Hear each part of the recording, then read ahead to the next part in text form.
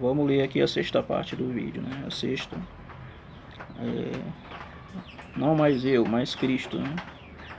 Mais Cristo, rumo à herança divina, né? Então vamos lá. No Brasil, o filho tem direito à herança dos pais. No entanto, ele somente poderá tomar posse ao completar a maioridade, né, civil, que ocorre aos 18 anos. Da mesma forma, quando recebemos a vida de Deus em nosso interior, nascemos de novo e somos feitos filhos de Deus. João 1:12, versículo 13. Como os filhos, temos direito à herança, mas ainda precisamos crescer até atingir a perfeita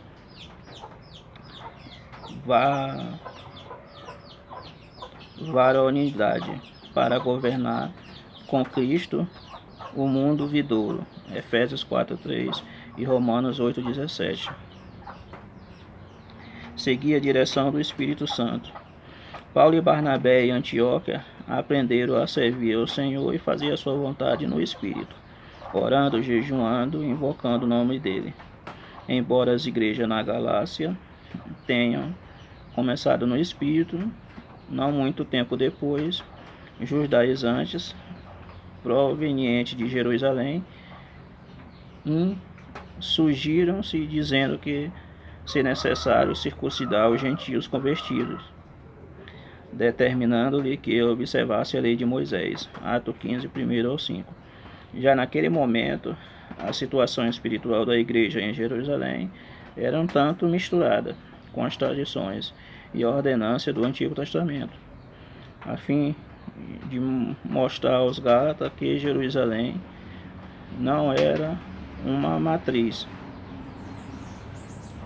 Paulo lhe disse que logo quando se converteu, não foi para Jerusalém, mas para a região da Arábia e depois voltou para Damasco. Gálatas 1, capítulo 1, versículo 15 ao 17.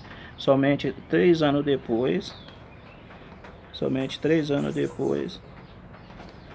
é que ele foi para lá, avistar com Cefas, período em que ele não viu outros apóstolos, senão Tiago, irmão do Senhor. Versículo 18 ao 19.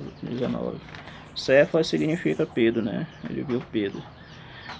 Pedro tinha 2 nomes, chamava de Cefas, de Pedro, de pedra, né? Então, o próprio Jesus colocou o nome nele, né? Então, a gente vemos aqui que o filho só pega a herança do pai quando chega à maioridade, né? Aos 18 anos. Então, quando os pais morrem, né? Então, assim somos nós. A gente só adquire a salvação, a vida eterna, mediante a rotina da vida, né? O dia a dia, da nossa vida, conforme os anos vai passando. A gente vai estando perto de Deus, do lado de Deus, a gente vai crescendo também. Então o crescimento ele é contínuo, né? Ele é contínuo, ele não é assim do dia para a noite, né? A salvação ela vem do decorrer do tempo, né? É que nem estudo, você vai estudando, chega uma hora que você se forma. Então é assim, você vai estudando a palavra de Deus, vai crescendo, vai conhecendo, vai sabendo o que é certo, o que é errado, e aí você vai crescendo, quando der fé você já está uma pessoa salva. Você vai adquirindo os dons de Deus, o Espírito Santo, enfim, você vai buscando a Deus, madrugada, orando, fazendo campanha, enfim, vigílias, e aí você vai crescendo. Aí você vai estar um homem e uma mulher espiritual, crescido, com conhecimento, né? Conhece a Bíblia de um lado para o outro, dizendo de Apocalipse, você está instruído. Quando ele fala, você já vai em cima do livro da Bíblia, já abre, já lê, porque você já conhece. Então, quando você tem um conhecimento, é assim, é que nem um motorista. Quando o motorista conhece, você dá o carro para ele, qualquer carro ele pega, ele já sai, porque ele é um motorista, ele é um profissional, então é a mesma coisa. Assim, as coisas de Deus, você adquire aos poucos, né? Assim, de uma vez também. Aceitou hoje, amanhã já dá, não, vai crescendo e vai conhecendo. Agora tem pessoas que pegam rápido, né? Que conhece rápido, que cresce rápido no conhecimento ali. Mas isso vai conforme o seu esforço, você é uma pessoa esforçada, claro que você vai desenvolver mais rápido, né? Você vai mais rápido, né? Se você estuda, você cresce mais rápido. Você cresce mais rápido espiritualmente. Então aqui fala de Paulo e Barnabé, que falando aqui que nessa época os anciões das tradições ali, muitos judeus já estavam entrando na igreja ali, na igreja primitiva, trazendo esses costumes aí do Antigo Testamento, as coisas de circuncidar, essas coisas. Então já estava começando a corrupção na igreja, né? Na igreja primitiva já havia corrupção, já estava se corrompendo.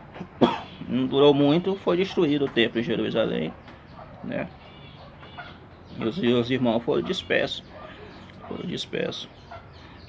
Cada um foi para um lugar diferente por causa da perseguição. Muitos foram embora de Jerusalém. Então, nessa época aí já estava começando a perseguição e também a surgir outros evangelhos, outros mandamentos, enfim, já estavam. O evangelho ali já estava querendo se banalizar, querendo já o início de uma corrupção, de um, né, ali ameaçando ali os cristãos primitivos.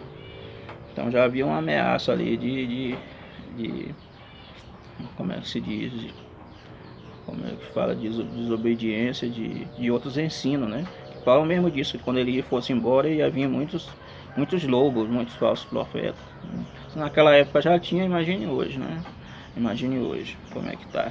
Então tem que ter cuidado, você tem que conhecer a Bíblia, conhecer a palavra de Deus para não ser enganado, né? Para não ser enganado, que isso, se naquela época já existia falsos profetas, imagine hoje, né? No século XXI, com tecnologia, modernidade, imagine hoje. Então, por isso que você tem que estar conhecendo cada dia mais a palavra de Deus, se esforçar para conhecer, para você não ser enganado, né?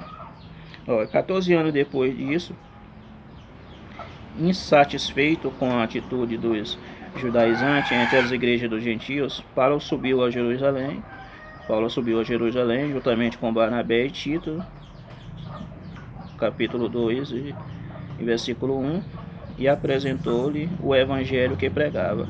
Paulo também disse aos Gálatas que a sua ida a Jerusalém, aqueles que pareciam ter maior influência, nada lhe acrescentaram. Versículo 6. Além disso, vendo Tiago, Cefas e João, a graça que tinha sido concedida a Paulo e a Barnabé, estenderam-lhe a destra da comunhão, a fim de que eles fossem para os gentios, e enquanto aqueles eram para a circuncisão. Versículo 7 e 9. Assim como aconteceu com os que estavam em Jerusalém e com os Gálatas, qualquer um, mesmo um servo do Senhor, pode vir a ter sua visão espiritual embaçada e ser influenciada por ensinamentos e tradições que não correspondem ao plano de Deus, sua economia no Novo Testamento. Então, isso mostra que mesmo pessoas sendo que se dizem seres conhecedores, serem sábios, às vezes acaba tropeçando na palavra de Deus, acabam sendo influenciada por outras doutrinas, por outros conhecimentos. Então tem que ter cuidado, por isso tem que conhecer bastante a palavra para poder não ser enganado, né? Que a gente vê aqui que até os apóstolos estavam se deixando levar pelos anciões ali da tradição que observava a lei de Moisés do Antigo Testamento, porque eles não queriam aceitar o Novo Testamento, não queria aceitar a Nova Aliança. Então a gente vive na Nova Aliança, a gente vive no Novo Testamento, a gente não vive mais no Velho Testamento, certo? Até porque a nossa salvação vem através de Jesus. O Novo Testamento é a Nova Aliança. É que nem um documento que você vende um carro, uma moto, chega lá, você vai numa coisa, faz outro documento, né? Faz outro documento ali, tem que pagar os atrasados e não renovar ali e passar para o seu nome, né? Aquele carro não pertence mais ao antigo dono, pertence ao novo dono. Assim é o Antigo e o Novo Testamento. Ele era da época de Moisés e Jesus, com seu sangue, ele comprou o Novo Testamento, comprou uma nova aliança com seu povo, com o povo de Deus. Então muitos não aceitaram por causa disso.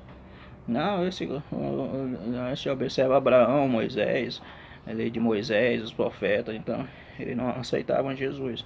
Eles tinham Jesus como profeta. Então o povo judeu, no Antigo Testamento, eles trataram Jesus como um profeta qualquer, como se fosse qualquer outro profeta que nem os profetas do Antigo Testamento. Então, para eles Jesus é um profeta, não é Deus, não é o Filho de Deus. Então, porque ele não aceita a nova aliança, o Novo Testamento. Então, o Novo Testamento é um novo documento, é como se fosse um documento de um carro. Você compra um carro, uma casa, tem que passar para o seu nome, né? E aquele outro era o antigo dono. Então você agora é o novo proprietário da casa, do carro, enfim. Então é como se fosse um documento de um carro, de uma casa. Depois falamos mais.